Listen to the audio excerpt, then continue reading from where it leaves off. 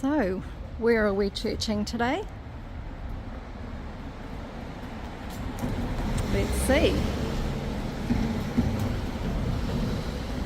Here we are at Aspire. Starts at 10 a.m. Welcome to Aspire. And Asian Street Eats. So it seems. So the last time I was here, this place was closed. But I met my good friend Serge here on that day, so let's try again and see what we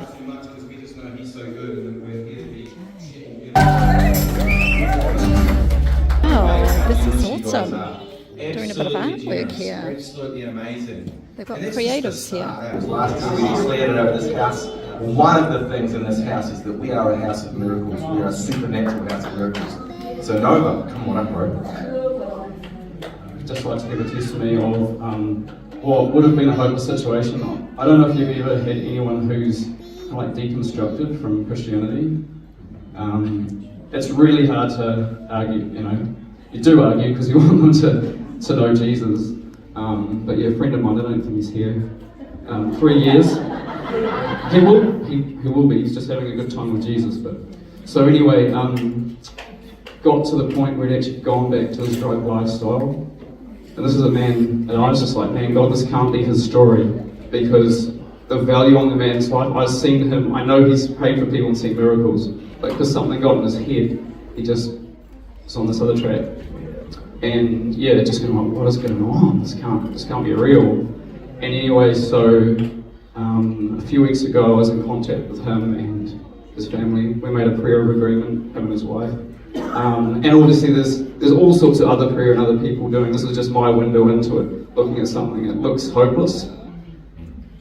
And last weekend he messaged me saying that he had a 3-day encounter with Jesus. He hadn't slept or pretty much eaten, and Jesus was just like revealing everything. And I've gone and seen him, and now it's like it's like the perspectives that he's having is real, and he's like gone from lost hope and back to his destiny. And I just want to say, give glory to Jesus that he changed his life.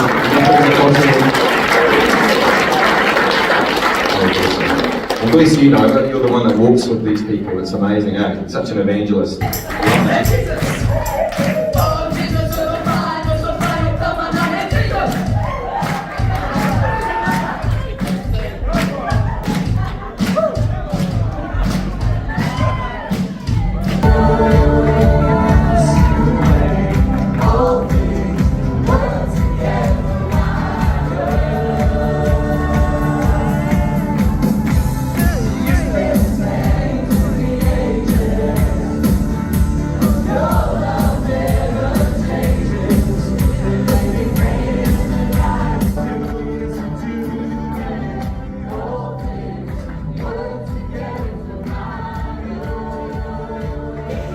What brought you to this church today? Because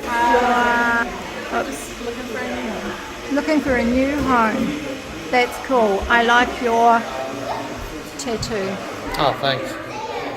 Oh, very nice. Give us the other. So how do you say praise the Lord in Afrikaans? Nice. Sounds great. I'm not going to repeat it because I'll do a real bad job. Thanks guys for that. I hope you find your home church, and yeah. So I just wanted to ask you, when did you become a Christian? 6 years ago, on the 23rd of April 2019. What made me become a believer, I never used to be a believer, but that day I nearly lost my life. I left my children's dad. I was with for 11 years, a gang member, smoked a lot of pee. That day nearly took my life in front of my daughter, just over here. That was the day I became a believer of Jesus Christ. I called out to him, he saved my life, and ever since then I've been coming to church. Wow. If it wasn't for Jesus, I wouldn't be standing here today in the church. But I called out to him. I never knew Jesus, and I called out to him, and that day he saved me. He brought me all the way here. Before then, I'd always go back. Yeah. What made you call out to Jesus, in particular Jesus? I looked at my daughter, just seen my auntie and them, and the inspiration of changed life. She moved here, changed her life, gave her heart to the Lord, and then changed her, like gave her a better life. Yeah. So seeing that in my auntie, and then that day I was dying, I looked at my daughter while he was getting choked out with a big thick chain like this, and he was telling his daughter to watch, laughing, telling her to watch me die. And then, because I seen what Jesus did in my auntie's life, so I called out to him. I never believed in him. Yeah, and I called out to him that day and he saved me.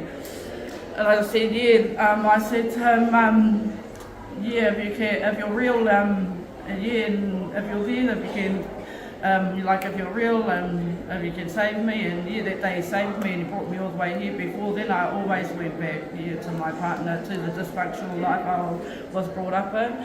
I was born and raised, in violence and gangs. Pretty much 30 years of violence until I moved here. So it's been 6 years free of violence and just following Christ. Wonderful. Thank you. So that's my testimony. Thank you for that. There's more to add on, but probably need a longer time. Yeah, we need to have coffee. I don't really do videos, so this is a very, That's awesome. Thank you. Is there anything that would take you from Jesus?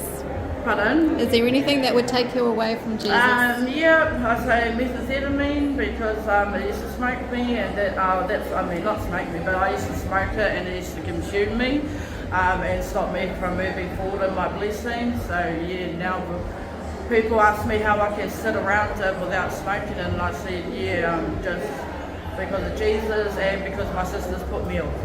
So it's you just have to be focused on Jesus now. Yep. Yeah. If you don't got the right people and supports around you, then you are going to go backwards. If you're still with the same circle, you are going to go backwards. The only way to get rid of it is to get rid of all your people from the past to move forward. Wow. That's the only way. That's great advice. Yeah. Gee, thank you so much. You're welcome.